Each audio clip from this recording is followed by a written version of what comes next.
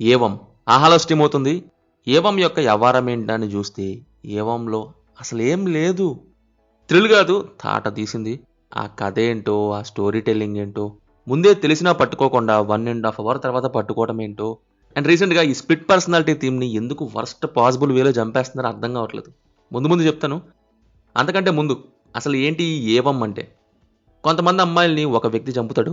ఈ కేసుని ప్రొటాగనిస్ట్ సౌమ్య ఎలా ఛేదించిందనేది బేసిక్ లైన్.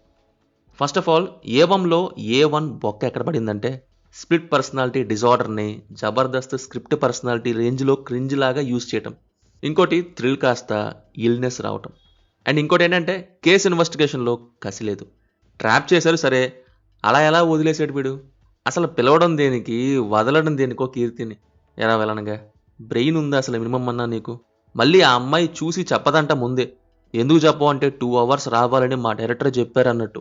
అసలు స్టోరీ క్రియేషన్కి ఒక మీనింగే లేదు.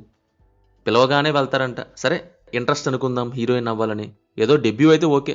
ఆహా ప్రభాస్ అని ఎన్టీఆర్ అనగానే నమ్మేస్తారంట. సరే కలలు కాకుండా కథలో అనుకుందాం.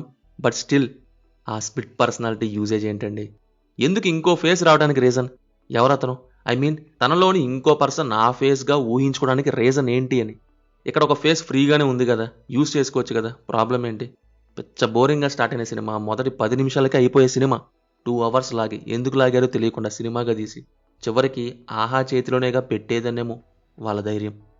ఇంకా ఆడదంటే డైలాగ్స్ ఆపేయండి sir. Treat film as a film. ఫోర్స్డ్గా ఉమెన్ డైలాగ్స్ పెట్టకండి.